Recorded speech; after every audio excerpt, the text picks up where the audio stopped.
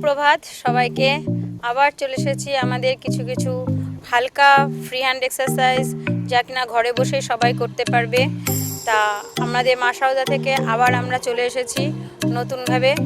শুরু করো প্রথম ফ্রি হ্যান্ড এক্সারসাইজ, শুধু বিগিনার্সদের জন্য, যারা মাত্র শিখবে বা যারা মাত্র করবে। ঘুম থেকে উঠেই দেখবে আমাদের অনেক সময় গা হাত পা ব্যথা থাকে, কিছু করতে ইচ্ছে লাগে না, তাদের জন্য বিছানা থেকে নেমে ক্লিয়ার হয়ে হালকা ফ্রি হ্যান্ড এক্সারসাইজ আজকে আমরা তোমাদেরকে দেখাবো। চলো প্রথমে শুরু করো হ্যান্ডস আপ, শ্বাস টেনে হাত তুলবে, শ্বাস ফেলে হাত নামাবে। শুরু করো, স্টার্ট। 1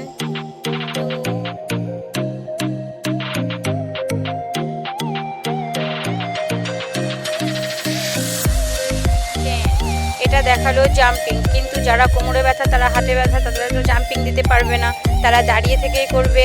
চলো শুরু করো, পাশ ফাঁকা করো একটুখানি, শ্বাস টেনে হাত তুলবে, শ্বাস টেনে দু হাত তোলো, আবার শ্বাস ছেড়ে হাত নামাও, আবার শ্বাস ছেড়ে ওঠাও, শ্বাস ছেড়ে নামাও।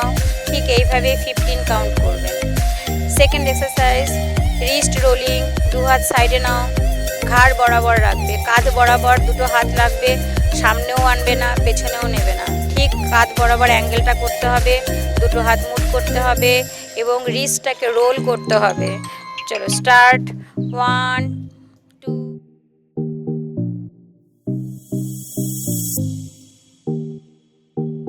8 9 10। প্রথমে ক্লকওয়াইজ দেখালো, নেক্সট করো অ্যান্টি ক্লকওয়াইজ, দুদিকেই করতে হবে।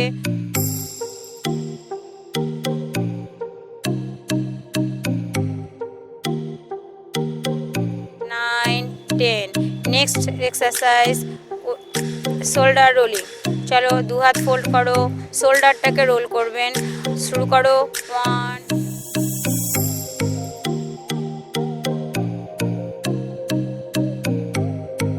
9 10। Anti clockwise 1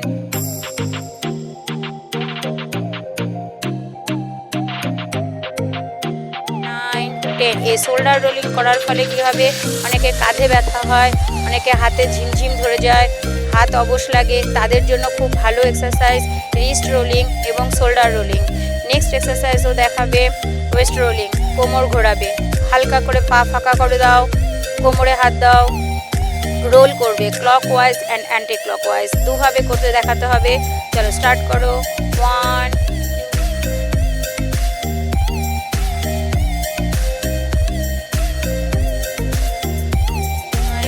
10। Anti clock 1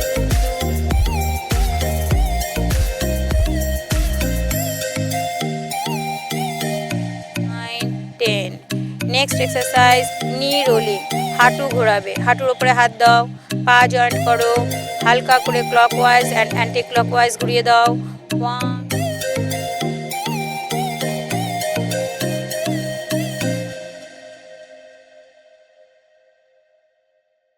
5। Next exercise টো টুইস্টিং, আর সামনে ঘোরো, ফ্রন্টে ঘোরো, দুটো পা জয়েন্ট করতে হবে, দুটো হাত মাথার উপরে তোলো এবং হাত দুটো লক করতে হবে, টান টান বডি রাখতে হবে, শ্বাস টেনে হিলটাকে তুলে দাও, নর্মাল শ্বাস রাখবে, ধীরে ধীরে করতে হবে। অনেক সময় ব্যালেন্স হারিয়ে যায়, তাই খুব ধীরে ধীরে করতে হবে। যদি এইভাবে ব্যালেন্স হারিয়ে যায় তো কোনো কিছু সাপোর্ট নিয়ে করতে হবে। গোড়ালি তুলে দাও। 1 2 3।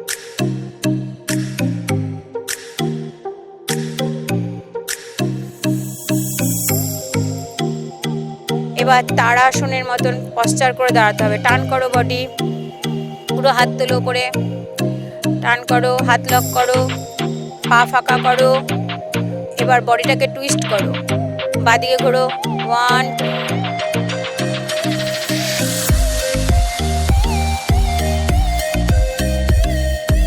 15 কাউন্ট করে করবে, খুব ভালো শরীরকে সুস্থ রাখতে পারবে। শুধু এই কটাই বিগিনার্সদের জন্য বলবো, দেখবে অলসতা চলে যাবে, লেজি ভাব চলে যাবে এবং গা হাত পা যে ম্যাচ ম্যাচ ব্যথা করে এই ওয়েদার টাইমে, তাদের জন্য ভীষণ উপকার পাবে।